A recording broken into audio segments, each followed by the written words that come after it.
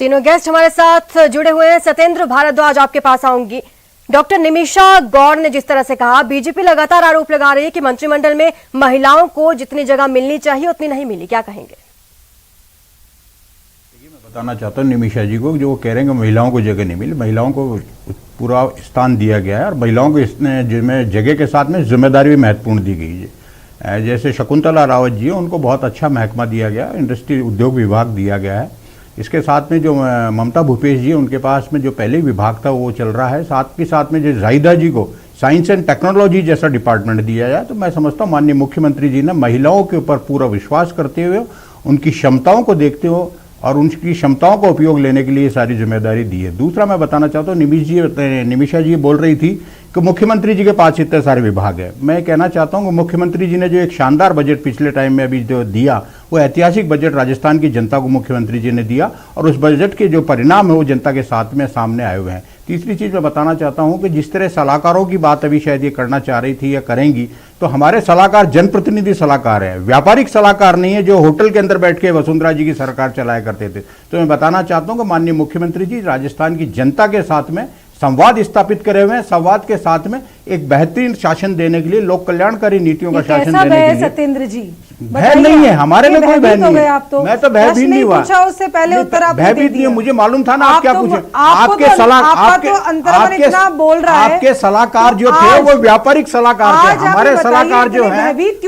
मैं भयभीत नहीं हूँ, मुझे बड़े दुख के साथ कहना पड़ रहा है, मुझे दुख के साथ कहना पड़ रहा है कि आपके प्रश्न इतने बेतुका आने वाले थे, इतने बेतुका आने वाले थे आपके प्रश्न, जिनका कोई महत्व नहीं है। मुझे तो अफसोस है, मुझे भारतीय जनता पार्टी की प्रतिनिधि को कहते हुए बड़ा अफसोस हो रहा है। इतना अफसोस हो रहा है कि वो ऐसा प्रश्न करना चाह रही है, ऐसा प्रश्न करना चाह रही है जिसकी कोई रिलेवेंस ही नहीं है। उत्तर पहले से तैयार है, नहीं उसकी कोई रिलेवेंस ही नहीं है। आरजू जी, मैं ये कहना चाहता हूँ, हमारी हालत मत देखिए, अपनी हालत देखिए। अभी बाई इलेक्शन के अंदर जो आपकी हालत हुई है, जमानत तक जब्त हो गई है, जमानत जब्त हो गई है। अपनी हालत को देखिए, अपने संगठन को देखिए। आ जा पाए, लेकिन भयभीत भी है। मैं भयभीत नहीं हूँ, भयभीत आप हैं, भयभीत आपके प्रश्न है। भयभीत हमारी, जैसे कि हमारी प्रियंका गांधी जी ने 30-40% की जो बात कही आपको, आप भी कहिए ना यूपी के अंदर बात। अगर आप महिलाओं को आरक्षण देना चाहते हैं तो क्यों नहीं बात करते आपका। मैं ये कहना चाहता हूँ, जिस तरह आप महिलाओं के लिए अगर कोई सोचते हैं तो महिलाओं को दीजिए ना आरक्षण। आप क्यों महिला बिल क्यों नहीं पेश करते? आपके दीजिए ना, राजस्थान में मुफ्त दे रहे हैं, मुफ्त दे रहे हैं, स्वास्थ्य मुफ्त कर दीजिए, लेकिन आप करेंगे नहीं। स्वास्थ्य हमने जितना मुफ्त किया, राजस्थान के लोकप्रिय मुख्यमंत्री जी ने हिंदुस्तान के अंदर मिसाल बनाई है। सबसे पहले हिंदुस्तान के अंदर कोई बात हुई है तो हिंदुस्तान के अंदर मुख्यमंत्री अशोक गहलोत जी ने स्वास्थ्य की बात करी है, जो कि प्राथमिक आवश्यकता है। क्या बात कर रहे हैं आप? मंत्रिमंडल विस्तार हुआ है और आज आप यहाँ पे दुखी हो रहे हैं। मैं दुखी नहीं हो रहा हूँ, मुझे तो आपकी चिंताओं से परेशानी हो रही है कि आप हमारे मंत्रिमंडल से क्यों चिंतित हैं। आपको यह लग रहा है कि आने वाला शासन, आने वाले समय में 2023 में आपको जनता दरकिनार कर देगी, इसीलिए आप ये मंत्रिमंडल के ऊपर प्रश्न चिन्ह लगा रहे हैं। आप भयभीत हो रहे हैं। आपको 2023 दिख रहा है, 2023 के अंदर आपको यह दिख रहा है कि जनता आपको दरकिनार करेगी, जिस तरह भी उपचुनाव में किया है। आप मेरी बात यदि करें तो निमिषा जी, केवल तर्क देने से पहले तर्क की कोई तथ्यता भी देखनी चाहिए। आपको 2023 अभी से दिख रहा है, 2023 का आईना आपको अभी से दिख रहा है। बाई इलेक्शन में आपको आईना दिखा है। जमानत तक जब भारतीय जनता पार्टी की जब्त हो गई है, तो मैं मानता हूं कि आप अभी से भयभीत हमारे मंत्रिमंडल बनने से। जब अशोक गहलोत जी के नेतृत्व में कांग्रेस की सरकार दोबारा बनेगी, कांग्रेस की सरकार जब यहां दोबारा बनेगी, तो उसको लेकर आप भयभीत हैं। देखिए, कांग्रेस की तो हालत ऐसी हो गई है कि आज ही मंत्रिमंडल विस्तार हुआ है और आज मंत्रिमंडल विस्तार के साथ एक प्रमुख पत्रिका में छपा कि 30% में से 10% तो दागी मंत्री हैं। एक महत्वपूर्ण पत्रिका कह रही है। तो भ्रष्टाचार की पराकाष्ठा को लांघते हुए कांग्रेस ने वहां तो अपना परसेंटेज इक्वल रखा है, लेकिन महिलाओं की परसेंटेज की बात की जाए, निमिषा जी मैं बीच में आपको रोकना चाहूंगा। भ्रष्टाचार की बात, स्वर्गीय भैरू सिंह जी को याद करिए, कैलाश मेघवाल जी अभी इस पृथ्वी पे, उनको याद करिए। वसुंधरा जी के लिए उन्होंने क्या कहा था? कौन से 10% की बात कर रहे हैं? क्यों पनपा रखा है? मुझे आप बजरी का माफिया कितना वसुंधरा जी के राज में पनपाया, वसुंधरा जी के राज में कितना बजरी का माफिया पनपा, आपको मालूम है? भैरू सिंह जी ने क्या कहा था? कैलाश मेघवाल जी अभी यही है, उनसे पूछ लीजिए वसुंधरा जी के लिए क्या कहा था। कौन से 10% की बात आप कर रहे हैं? रहे हैं। होने के मैं कहता हूँ बावजूद मुझे भी आप आपने 10% का नाम कोई बताइए, परिवर्तन नहीं या हम किया तो आपने। मैं नाम आपने बता रहा परिवर्तन क्यों हूँ, नहीं आप ही किया? की पार्टी आपने के गृह विभाग आप देना ही की क्यों पार्टी समझा? के लेकिन आप ही की नहीं। पार्टी के कैलाश मेघवाल जी आज भी कांग्रेस हैं, कहती है, उनसे पूछिए उन्होंने आप क्या ये कहा था बताइए ना, वसुंधरा जी के आपके लिए, पूर्व मरूम मुख्यमंत्री जी से मरूम पूछिए, भैरू सिंह जी ने क्या कहा था उनके बटावा, लिए। क्या कांग्रेस बात कर रहे हैं आज भ्रष्टाचार की? मंत्रिमंडल आपके विस्तार पास पर में वाहवाही बोलने को कुछ करिए। नहीं है, तो एक आप निरुत्तर है अच्छा ना। सा जुमला है कि भयभीत तो भ्रष्टाचार आप की हैं। बात कर ली जाए। अच्छा सा देखिए, जुमला है भ्रष्टाचार पूरा की बात कर ली प्रदेश जाए। जानता है ये जो आंकड़े जो आज एनसीआरबी के आए, या अपराधी जो हवाई फायर करते हैं ना पुलिस पर और आम जनता पर, वो जनता खुद देख रही है। भयभीत जनता आज त्राहिमाम मैं फिर आपको यहाँ करेक्ट करना चाहूंगा, आप सुध नहीं मैं लेते फिर हैं। आपको करेक्ट करना चाहूंगा। नेशनल करेक्ट क्राइम करेंगे? ब्यूरो ने नेशनल क्राइम अपराधी ब्यूरो का हवाई मैं फायर आपको एक कर छोटा रहे सा हैं। उदाहरण देता हूँ। जब आप वसुंधरा जी की यहाँ सरकार पर थी, फेसबुक राजस्थान पे चौथे अपराधी- पायदान पे था, क्राइम रेट चौथे पायदान पे सत्येंद्र जी, राजस्थान। आपको यहाँ जानकारी पर नहीं है तो नेशनल क्राइम फेसबुक ब्यूरो के का आपको माध्यम से यहाँ आपको पर मैं निमिषा यहाँ जी तो आपसे यही शस्त्र कहना वितरित चाहता हो हूँ, रहे। या तो तथ्यों को सामने रखने से तथ्यों को पहले आप बताइए ना, कौन सा तथ्य तथ्यात्मक बताइए अध्ययन करा मुझे। करें। आप तथ्यात्मक आपने अध्ययन करके अध्ययन बोले किया तो है? ज्यादा ठीक तो रहेगा। बताइए ना, अपने गृह मंत्रालय मुख्यमंत्री जी ने किसी को देना उचित क्यों नहीं समझा कि हमने कांग्रेस का कोई रोने मंत्री वाला नहीं है? हमने रोने वाला जो आपके मुख्य गृह मंत्री थे, हमेशा आंसू निकालते रहे थे लॉ एंड ऑर्डर के ऊपर। गुलाब चंद कटारिया जी जैसा मुख्यमंत्री जी, किसी को ऐसा मुझे बताइए इतना गुलाब चंद अभिमान कितनी मत बार रोए करिए। थे गृह मंत्री अभी होते तो हुए? 3 साल चली, मैं कितनी एक बार प्रश्न रोए थे? पूछती इस हूँ। बात का जवाब दे इनसे एक दीजिए। प्रश्न पूछती कितनी हूँ। बार जन घोषणा पत्र में बार कितने अपनी सीमाओं में ये रह के कहा कि मैं गृह मंत्री हूँ बट मैं कुछ नहीं कर पा रहा हूँ। गृह मंत्री होते हुए ठीक है, डॉक्टर सत्येंद्र भारद्वाज, इस सवाल का जवाब दीजिए। जन घोषणा पत्र में से कितने वायदे पूरे किए अब तक? में कितनी घोषणाओं को आपने अमली जमा हमने बनाया? 70% के नाम करीब जन बताइए, 5 योजनाएं गिना दीजिए जो आपने अमली जमा बनाए, सिर्फ 5 योजनाएं। अब मुझे आप बस एक बात आप बता दीजिए कि मुझे 5 आप योजना जिनकी मुझे आप ताकत एक योजना आपने बता दीजिए जिसमें हमने घोषणा के ऊपर परिपूर्ण नहीं किया गया। हमने लोन माफी वाली किसानों की बात कही थी कि लोन माफ नहीं किए गया, पहली चीज। दूसरी, हमने जो स्वास्थ्य को लेकर बात कही थी उसका दायरा नहीं बढ़ाया गया। तीसरी, शिक्षा को लेकर जो हमने बात की थी उसका दायरा नहीं बढ़ाया क्या गया। बढ़ाया? आपको कौन पता, सी योजना आप बताइए? मैडम थोड़ा आप अध्ययन मुझे करके आए। अध्ययन तो मैं आपका आपसे पूछ रही हूँ, करबद्ध 5 निवेदन घोषणाएं। मैं आपसे करबद्ध निवेदन करूंगा, 5 योजना, हमारा मात्र घोषणा 5 पत्र योजनाएं। मैनिफेस्टो उठाएं और हमारी जो घोषणाएं हुई है माननीय अशोक गहलोत जी के नेतृत्व में जो सरकार काम कर रही है, फिर उसके ऊपर आप तथ्यात्मक बात करेंगे। अगली डिबेट अपन रख लेते धारा हैं। प्रवाह झूठ बोलने से धारा झूठ प्रवाह आपका झूठ सत्य बोलने नहीं का हो तो काम जाएगा। भारतीय जनता पार्टी आपका का जो है। मिस कॉल असत्य से है, नहीं बताइए ना मेंबरशिप आप मुझे। बनाने का मिस कॉल से मेंबरशिप का जो रिकॉर्ड बनाने का आपका काम है, कांग्रेस झूठे वादे के करने का आपका कितने काम है, members बन 15 गए? लाख लाने का आप वादा हमारा आपका था। पल्लू पकड़ के तो चल रही है कांग्रेस आज। किसमें चल रही सदस्यता है? अभियान को ले लिया जाए या फिर इनके आपकी जैसे मिस कॉल वाली प्रशासन पार्टी शहरों नहीं के है। संघ। मिस तो कॉल अभी से बताइए सदस्यता ना, नहीं कितने बनाएंगे। पट्टे बना हमारा लिए तो आपने? कार्यकर्ता जनता के बीच में प्रधानमंत्री आवास जाके योजना विचारधारा में की इम्प्लीमेंटेशन नहीं विचारधारा की और आप मेंबरशिप यहाँ कराता पर है। प्रशासन शहरों के संघ नहीं, प्रशासन कांग्रेस के संघ अभियान की सार्थकता के रूप में आज प्रशासन काम कर रहा है। आप ये मान लीजिए, आप उपचुनाव में जितने प्रतिशत से आए ना, आप सरकार नहीं बना पाएंगे। अब मंत्रिमंडल विस्तार में दुखी क्यों हो रहे हैं? ये 6 सलाहकार आप लेकर आए हैं, किस तरह की सलाहकार संतुष्टि दे रहे जनप्रतिनिधि हैं? हैं, व्यापारिक नहीं है, देखिए, होटल से नहीं चला रहे थे सलाह देके वसुंधरा जी को। इसका जवाब है क्या आपके पास? निमिषा जी, मुझे इस बात का जवाब दे दीजिए कि ललित मोदी जी का कोई तोड़ है क्या आपके पास? आप हमारे जो बातें सलाहकार करेंगे। बने हैं, आप तो मुझे ये बताइए ना, मुख्यमंत्री को जनप्रतिनिधि राय दे सकता है, सलाहकार हो सकता है, व्यापारी नहीं हो सकता। सलाहकार व्यापारी होगा। सांप्रदायिकता के आधार पर आपकी व्यापारियों से घिरी हुई है, पूंजीपतियों से घिरी हुई है, इसी तरह आप यहाँ चाहते नहीं हैं। ले सकते। आप तो बताइए ना, जनता बताता की हूं ना। लचर कानून व्यवस्था के लिए क्या सुधार लेकर आएंगे आप? आज राजस्थान पूरा कर्जे में डूबा हुआ है। आप ये देखें, कितना कर्जा आप छोड़ के गए थे? आपके पास फैक्ट्स एंड फिगर है? आज राजस्थान आपके दे पास रहा है। फैक्ट्स एंड फिगर है? और कितना आप कर्जा नए छोड़ से के गए नए- थे आप? नए से नए कितना बढ़कर के बेहतरीन मुख्यमंत्री जी ने मंत्रिमंडल बजट दिया क्या है, उस विजन पे है आप कोई आपका? बात नहीं करेंगे। लेकिन मुझे आप इस बात का बाड़मेर जवाब की दे रिफाइनरी दीजिए। को भी डुबो दिया आपने। आप तो मुझे इतना बताइए, आपने कि किसको जोधपुर डुबोया ये से जनता लेकर के जानती है। बाड़मेर, आपने जयपुर- डुबोया, अरे आपने 3 डुबोया, साल जनता से ने तो आपको आप- डुबो दिया। अरे पूरे भारत आपने के जनता अंदर ने आपको सत्येंद्र डुबो जी दिया। एकमात्र ऐसा मुख्यमंत्री जो 18 महीने तक क्वारंटाइन रहा, और क्वारंटाइन क्वारंटाइन रहने की का बात रिकॉर्ड तोड़ा आपने। प्रधानमंत्री जी से जवाब तो पूछिए, है नहीं आप। क्वारंटाइन रह के उन्होंने देखिए, राजस्थान को बचा आपने लिया। पूरी सरकार क्वारंटाइन रह के डिजिटल राजस्थान से को बचा चलाइए। लिया। हिंदुस्तान के अंदर डिजिटल अगर से कोरोना चलाइए, का कोई फिर आप बात करते हैं तो माननीय मुख्यमंत्री जी अगर सत्येंद्र सलाम जी, ट्रम्प नहीं, निरुत्तर प्रधानमंत्री है जी आप। सलाम ट्रम्प की आप बात नहीं जवाब दे करते दीजिए ना, और जनता के लिए मध्य क्या प्रदेश की किया है सरकार आपने? ठीक है, डूबने डुबोने की बात करेंगे। हमारे साथ हिंदुस्तान के सुधीर अंदर शर्मा भी कोरोना मौजूद हैं, चीफ रिपोर्टर है न्यूज 18 के। सुधीर, एक लंबा वक्त गुजर चुका है और कुछ ही वक्त रहा है अब विधानसभा चुनाव में। किस तरह से देखते हैं ये नया मंत्रिमंडल जीत दिला पाएगा कांग्रेस को?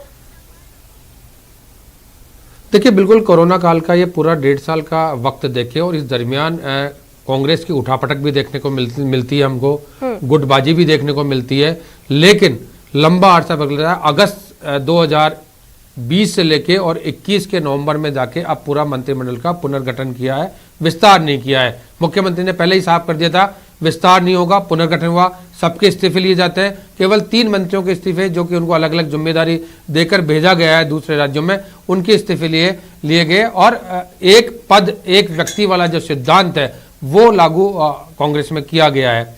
अब चूंकि ये मंत्रिमंडल विस्तार पूरा हो चुका है और 2023 की रणनीति के तहत ये पूरा किया गया है, मैं तो यहां तक भी कहूंगा 2023 की रणनीति पहले बाद में, जबकि पूरे पड़ोसी राज्यों में जो इलेक्शन होने जा रहे हैं उनको भी ध्यान में रखकर इस मंत्रिमंडल का पुनर्गठन किया गया है। पूरा जो सामाजिक संरचना जो इसमें दी गई है, सोशल जस्टिफिकेशन जो इस मंत्रिमंडल में दिया गया है, उसकी पूरी अवधारणा को ध्यान में रखकर किया गया है।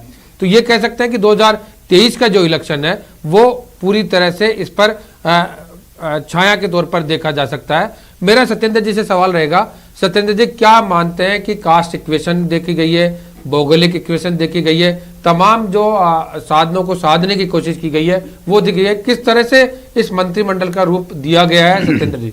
देखिए, मैं बताना चाहता हूं कि सारी ही सोशल इंजीनियरिंग को ध्यान देखते हुए, भौगोलिक स्थिति को ध्यान देते हुए माननीय अशोक गहलोत साहब ने इस मंत्रिमंडल का अपना पुनर्गठन किया है और मैं समझता हूं सभी को प्रतिनिधित्व मिला है और प्रतिनिधित्व के साथ में जिम्मेदारी भी सभी को महकमे इस तरह देके दी गई है कि राजस्थान के अंदर सुशासन माननीय मुख्यमंत्री की नेतृत्व में जो चल रहा है उसको और गति के साथ में आगे बढ़ाया जा सके, राजस्थान का विकास किया जा सके, राजस्थान को एक अहम राज्य के रूप में स्थापित किया जा सके। और मैं मानता हूं कि आदरणीय मुख्यमंत्री अशोक गहलोत जी के नेतृत्व में जिस तरह राजस्थान प्रगति कर रहा है, आने वाले समय के अंदर जो 2023 में चुनाव होंगे, इन सब चीजों को देखते हुए राजस्थान की जनता पुनः कांग्रेस को आशीर्वाद देगी, पुनः राजस्थान के अंदर कांग्रेस की सरकार बनेगी, ये मेरा मानना है।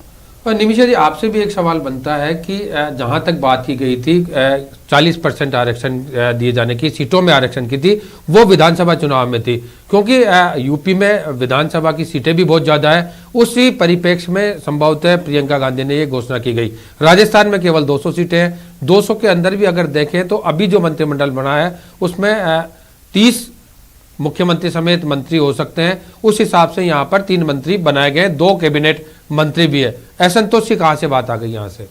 देखिए सुधीर जी, असंतोष की बात तो हर जगह से आती है, क्योंकि जहां पर इनका आधार नहीं है, जहां पर समाजवादी पार्टी के साथ गठबंधन करके जमानत जब्त करवा चुकी कांग्रेस, यदि वहां पर अपना आधार बनाने के लिए उत्तर प्रदेश में मुफ्त आरक्षण 40% का इजाफा करके महिलाओं को आकर्षित करने का प्रयास करती है, तो ये बताइए ना, उत्तर प्रदेश की कांग्रेस अलग है क्या? राजनीतिक पार्टी घोषणा करती है, बीजेपी ने भी की है इस तरह की घोषणा। देखिए, राजनीतिक पार्टी कांग्रेस उत्तर प्रदेश की अलग है, राजस्थान की अलग है, कर दीजिए ना आप इसका पूरा एक पार्टीशन डाल दीजिए कि हम तो वहां पे निर्णय अलग होंगे यहाँ की परिस्थिति के अनुसार। यदि मुफ्त की बात की जा रही है तो यहाँ पर किसानों की बिजली की दरें इतनी क्यों बढ़ा के दी जा रही है? आप मुफ्त की बात करके ही तो यहाँ पर भी आए ना, अपने का बेरोजगारी भत्ता देंगे, किसानों का संपूर्ण कर्जा माफ होगा, ये सारी मुफ्तगिरी। जब अब इम्प्लीमेंटेशन की बात आती है तो बेरोजगारी भत्ते में इन्होंने नियमावलियों का पूरा एक खाका तैयार कर दिया है। यहाँ पर यही प्रश्न चिन्ह होता है। और मंत्रिमंडल विस्तार के साथ में यदि आज महिला आयोग 3 साल हो गए, महिलाओं की स्थिति किसी से छुपी नहीं है। अभी देखो, मैं रोकूंगा आपको यहाँ पर,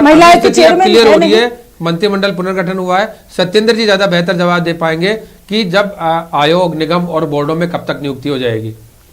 मैं बताना चाहता हूं, जिस तरह मंत्रिमंडल का भी विस्तार हुआ, पुनर्गठन हुआ है, उसके बाद में माननीय मुख्यमंत्री जी का अगला फोकस उसी तरह की कि जो नियुक्तियां होनी है उन पे पूरी एक्सरसाइज हो चुकी है और वो अतिशीघ्र मैं समझता हूं माननीय मुख्यमंत्री जी उनको करेंगे। और राजस्थान के अंदर जैसा कि भी मैडम बता रही थी कि राजस्थान और यूपी की कांग्रेस को अलग कर लीजिए, कांग्रेस सदैव एक थी, एक है, एक राष्ट्रीय अध्यक्ष है हमारा। और मैं बताना चाहता हूं कि अगर आपको हमारे प्रियंका गांधी जी के 40% आरक्षण से अगर कोई महिलाओं के ऊपर आपको कोई दिक्कत है तो आप भी घोषणा करिए ना। आपको कहा मना किया किसी के अंदर? मैं किसने मना किया है आपको? आप भी करिए ना। दूसरी बात है, अरे बात आप एक मिनट मैडम सुन लीजिए, लड़की हूँ, लड़ सकती हूँ, आर्मी से लेकर के हर क्षेत्र के जवाब लेंगे अभी तक। बातचीत की हमारे संवाददाता मनीष शर्मा ने, आइए आपको सुनवाते हैं। सर, सबसे पहले तो राजस्व मंत्रालय आपको सौंपा गया है, सबसे बड़ा अहम विभाग माना जाता है राजस्थान कैबिनेट में। क्या कुछ प्राथमिकताएं रहेंगी आपको सबसे बड़े रेवेन्यू के इस डिपार्टमेंट को लेकर? सर, हमारी प्राथमिकताएं कांग्रेस पार्टी का जो घोषणा पत्र है, मुख्यमंत्री जी ने जो एजेंडा जारी कर रखा है, वही हमारी प्राथमिकता है। अभी राजस्व कैंप लग रहे हैं, रेवेन्यू कैंप, प्रशासन गाँव के संग अभियान, उसमें सारी डिपार्टमेंट 22 तरह के डिपार्टमेंट काम कर रहे हैं। तो रेवेन्यू में एक बड़ा काम स्ट्रक्चर सभी डिपार्टमेंट का इसी पे निर्भर है। तो राजस्थान का निर्माण ही रेवेन्यू पे है, तो ये बहुत बड़ा महकमा की जिम्मेदारी मुझे दी है। तो उन्हीं की जो प्राथमिकता उन्होंने कैंप लगाए, उनको लोगों को राहत प्रदान करनी, ज़्यादा से ज़्यादा राहत प्रदान हो। इन चीज़ों की मैं रिव्यू मीटिंग करने के बाद आपको बता पाऊँगा। लेकिन जहाँ तक मैं विधायक होने के नाते खुद कैंपों में जा रहा हूँ, जो कमियाँ थी, अड़चनें आ रही थी नियमों में, उस समय समय पे हमने हमारे पुराने रेवेन्यू मिनिस्टर साहब को लिख के दी, मुख्यमंत्री जी को लिख के दी, तो वो तमाम संशोधित होकर सभी जगह कानून के रूप, नियमों के रूप में बदला हुआ, जिससे फ़ायदा हो रहा है। और भी कई अड़चनें होगी तो मैं खुद, मुझे जिम्मेदारी दे दी, तो मैं देख के आम लोगों को ज़्यादा फ़ायदा हो वो काम करूँगा। निश्चित रूप से यही हमारी प्राथमिकता है। हमारा घोषणा पत्र हमारी प्राथमिकता है, ताकि लोगों से वादा किया है वोट लेने से पहले, तो उसको पूरी तरीके से लोगों को बेनिफिट हो। यहाँ रुकेंगे छोटे से ब्रेक के लिए, जल्द हाजिर होंगे।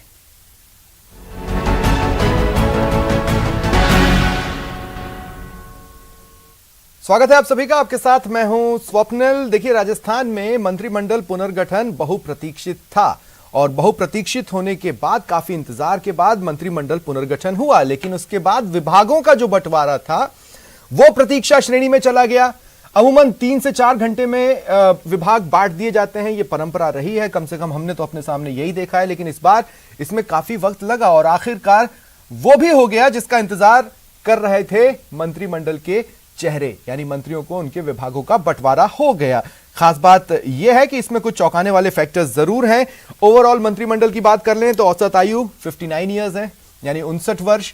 आप इसको एग्जैक्टली युवा कैबिनेट या युवा टीम कह लो तो नहीं बोल सकते हैं, लेकिन खास बात यह भी है कि सभी शिक्षित हैं और इनमें से कई उच्च शिक्षित हैं। ये एक वो तस्वीर है इस मंत्रिमंडल की जो सराहनीय है। और विभागों के बंटवारे के बाद अब किस तरह की स्थितियां बन रही हैं, मेरे साथ जो गेस्ट जुड़े हुए हैं, सत्येंद्र भारद्वाज जी कांग्रेस नेता हैं, डॉक्टर निमिषा गौड़ बीजेपी नेता हैं, और मेरे सहयोगी सुधीर शर्मा चीफ रिपोर्टर है न्यूज 18 राजस्थान के। मैं आप सभी का स्वागत करता हूं न्यूज 18 राजस्थान पर। मैं आज सत्येंद्र जी और निमिषा जी, इस बात से शुरुआत करना चाहता हूं। मैं आप दोनों को देख रहा था, अभी तो मंत्रिमंडल में सिर्फ विभाग बंटे हैं और अभी तो उनने काम भी शुरू नहीं किया, उससे पहले ही आप दोनों का एग्रेशन देखते ही बन रहा था। बहरहाल सत्येंद्र जी, शुरुआत मैं आपसे करना चाहता हूं। सत्येंद्र जी, देखिए, ऐसा होता नहीं है कि विभागों के बंटवारे में इतनी देर लगे, क्या हर फैसला आला कमान ही ले रहा है? नहीं, मैं बताना चाहता हूं कि आपका ये जो प्रश्न है, मैं समझता हूं ऐसा कोई बात नहीं है। विभाग के बंटवारे में देर नहीं लगी है। कल 4 बजे मंत्रिमंडल 4:30 बजे तक पहुंच हुई, उसके बाद महामहिम के साथ में हाईटी होती है, हाईटी के बाद में एक जो समय लगता है, वो संगठन के माध्यम से अपनी बात कहता है, वो पहले ही कह चुका था। और वो मंत्रियों के विभागों से उनका कोई संदर्भ नहीं होता। माननीय मुख्यमंत्री जी का विवेकाधिकार है कि वो किस मंत्री से किस रूप में अपने कार्य कराना चाहते हैं। तो सत्येंद्र जी, आज भी कुछ चेहरों से मीडिया ने ये पूछा कि किसी तरह की नाराजगी तो नहीं है, आप संतुष्ट हैं क्या? ये सवाल अब बनता था, कुछ तो ऐसा होगा जो ये सवाल बना कांग्रेस के लिए।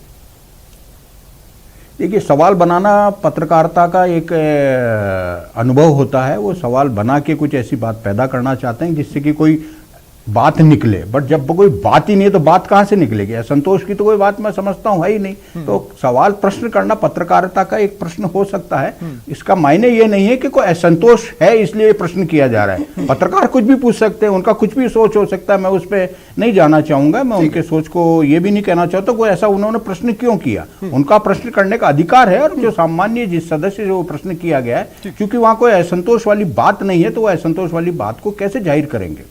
हालांकि असंतोष की बात कभी थी और उसी की वजह से बहुप्रतीक्षित हो गया था मंत्रिमंडल पुनर्गठन, और वो पीरियड तो किसी के लिए भी अच्छा नहीं था, आपके लिए भी अच्छा नहीं था सत्येंद्र जी। तब मैं आपके भी रिएक्शंस देखा करता था। निमिषा जी, आपसे पूछना चाहता हूं, अब जब ये मेरे रिएक्शन मैं आपको सत्येंद्र जी बताना चाहता हूं, मेरे रिएक्शन कभी नहीं रहे होंगे। आपको गलत ध्यान है। अगर ध्यान, मैं आपको यही कहना चाहता हूं कि कभी इस संदर्भ में अपनी बात भी नहीं हुई, मुझे जहां तक याद है मेरे कभी रिएक्शन नहीं रहे होंगे। देखिए, ये तो कभी रिएक्ट सत्येंद्र जी, नहीं हुई, हताशा ये की तो बात कभी थी, मैं भयभीत भी वो नहीं घटना हुई। याद दिला सकता हूं, लेकिन क्या उससे तो अब आप भी आगे बढ़ गए तो हम भी आगे ही बढ़ जाएं, बेहतर होगा।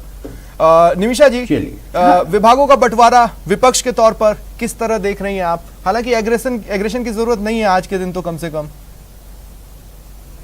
एग्रेसिव तो ये लोग हो रहे हैं ना कि हम तो जी बहुत प्रसन्न हैं और हमने तो विभागों का बंटवारा नहीं कर दिया, हमने तो भाई आम जनता को ऐसी राहत दी है कि आम जनता तो 2 साल में फिर से वो नए एक स्वप्न दिखा करके ये मंत्रिमंडल का विस्तार किया है। बार बार इन्होंने एक बात कही है कि हम वो दिन नहीं भूलेंगे कि जब हमारी फर्स्ट वेव आई थी, तो जनता भी वो दिन नहीं भूलेगी। विपक्ष होने के नाते तो मैं प्रश्न पूछती हूँ कि आज मुख्यमंत्री जी को तो कोई जो लचर कानून व्यवस्था उसको संभालने के लिए कोई गृह मंत्री नहीं इनके पास में, और जो हायर रेट ऑफ इंटरेस्ट चल रहा है राजस्थान का, वित्त को संभालने की सुध लेने वाला भी कोई नहीं है। तो कांग्रेस यदि आज मंत्रिमंडल विस्तार के साथ में राजस्थान की जनता को किस संतुष्टि की ओर ले जा रही है, ये तो कांग्रेस परिवार की संतुष्टि टोटल, और एक ही परिवार के इर्द गिर्द जो खुश रखने वाली कांग्रेस की रीति नीति है, तो इससे कोई बड़ा इजाफा नहीं होने वाला है। और दागी मंत्रियों को आपको ऐसा लगता है निमिषा जी महिलाओं कि को, देश की जनता ये नहीं जानती किस राज्य के किस मुख्यमंत्री ने गृह विभाग अपने पास रखा हुआ है? देखिए राजस्थान की भयावह स्थितियां हैं। आप एनसीआरबी के आंकड़ों में देखें तो एससी एसटी के सर्वाधिक मुकदमे दर्ज किए जा रहे हैं। तो एक घटनाक्रम की एफआईआर होती तब तक दूसरी हो जाती है। तो कंपटीशन तो इस बात का होना चाहिए ना कि हम कितने अपराधियों को आज यहाँ अपराधी भयभीत नहीं है, हवाई फायर करते हैं कॉलोनी में, सिर्फ जनता को नहीं पुलिस को भी डराते हैं। और यदि पुलिस मुठभेड़ में यदि कोई मारा जाता है तो पुलिस पे चार्जशीट लगा दी जाती है, पुलिस को आरोपित कर दिया जाता है। तो राजस्थान तो अपराधियों को ऐसा शरण देने वाला स्थान बन गया है। स्वप्निल जी, इसलिए आपत्ति हमें, क्योंकि गृह तो बहुत बदतर से बदतर हालत में हो चुका है। ठीक है, ठीक है। मैं सुधीर आपके पास इस सवाल के साथ आ रहा हूं कि अगर हम ये देखें, कई लोगों ने अपनी जगह को रिटेन किया, अपने विभाग को रिटेन किया, कुछ के विभाग बदले गए, लेकिन इन सारी चीजों में कहीं पर भी ये डिस्कशन में शामिल नहीं हो रहा है कि किसी का पुअर परफॉर्मेंस था और इसलिए ऐसा हुआ है। अभी तक डिस्कशन में जो भी हुआ है वो सिर्फ एक बैलेंसिंग एक्ट है और बैलेंसिंग एक्ट की तरह ही नजर आ रहा है। बिल्कुल, क्योंकि इसमें छवि 2023 विधानसभा चुनाव की साफ तौर पर नजर आ रही है, लिहाजा कम और ज्यादा का असर नहीं पड़ा कि किसी को कम पोर्टफोलियो दिया है, बड़ा था या छोटा कर दिया, या छोटा था या बड़ा कर दिया। जिस तरह से प्रताप सिंह खाचरियावास के पास परिवहन विभाग था, लेकिन रसद विभाग भी अपने आप में बहुत बड़ा विभाग है, तो कम और ज्यादा की बात नहीं है। क्योंकि अगर देखें उद्योग विभाग प्रसाद लाल मीणा जी के पास बड़ा विभाग था, लेकिन अब चिकित्सा विभाग को संभालेंगे।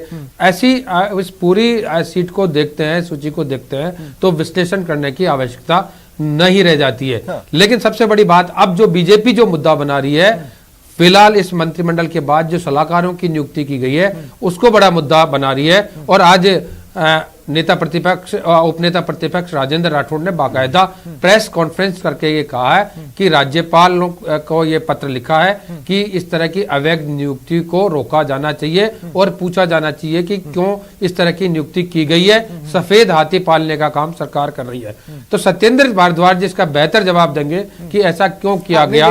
केवल एक ये सवाल ले लेंगे। मैं सिर्फ एक छोटा सा ब्रेक यहाँ पर ले रहा हूँ, उसके बाद मैं आप ही के पास आता हूं सुधीर, और आप ये सवाल जरूर लीजिएगा। एक छोटे से ब्रेक के लिए रुक रहे हैं, जल्द हाजिर होता है।